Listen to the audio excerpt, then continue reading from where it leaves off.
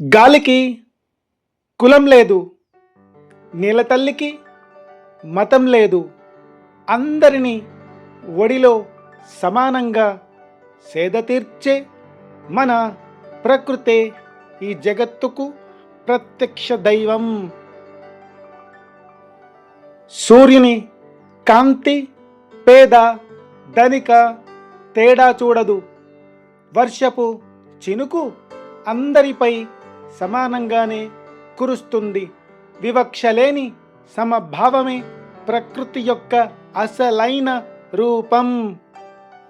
ఎవరు రాళ్ళు విసిరినా తీయని పండ్లనిచ్చే వృక్షంలా, జాతి మతాల గోడలను పట్టించుకోకుండా సకల ప్రాణాలను ప్రేమించడమే ప్రకృతి నేర్పే గొప్ప పాఠం.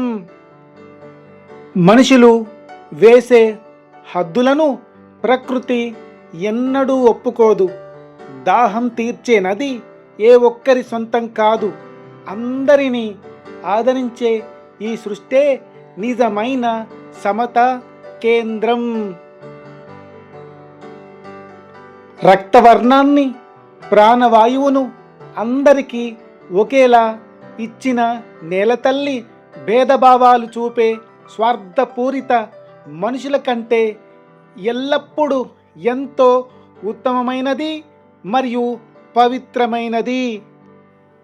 ఆకాశపు నీడలో ప్రతి ఒక్కరూ సమానులే. ఏ రూపంలోనూ తేడాలు చూపని ప్రకృతి ఒడిలోనే మనిషికి నిజమైన ప్రశాంతత, స్వేచ్ఛ లభిస్తాయి.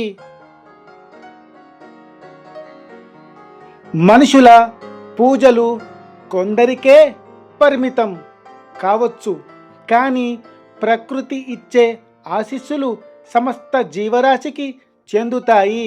నిస్వార్థ ప్రేమకు మారుపేరే మన ప్రకృతి మాత. గోడలు కట్టే సమాజంలో వంతెనలా నిలిచేది ప్రకృతి. ఎవరిని చిన్నచూపు చూడక సమంగా ప్రాణం పోస్తూ నిజమైన దైవత్వానికి అసలైన అర్థాన్ని చూపిస్తుంది. కులాల కుమ్ములాటలు, మతాల కలహాలు మనుషులకే సొంతం. అందరికీ ఒకే గాలిని, ఒకే నీటిని పంచుతూ ప్రకృతి నిత్యం సమానత్వ సందేశాన్ని చాటుతోంది. భేదభావాలు మరచి ప్రకృతిని ప్రేమించడమే నిజమైన భక్తి. ఎల్లరినీ తన బిడ్డలుగా చూసే ధరణి తల్లిలా మనిషి కూడా విశాల హృదయంతో జీవించడం నేర్చుకోవాలి. మనుషులు చూపే ప్రేమలో ఎన్నో షరతులు, స్వార్థాలు ఉంటాయి. కానీ ఎలాంటి ప్రతిఫలం కోరిక సమస్తాన్ని దారపోసే ప్రకృతే నిస్వార్థానికి అసలైన రూపం. మనుషుల బంధాలలో లెక్కలు, లాభాలు దాగుంటాయి. ఏ లాభం ఆశించకుండా ప్రాణవాయువును పంచే ప్రకృతే అమరమైన బంధం.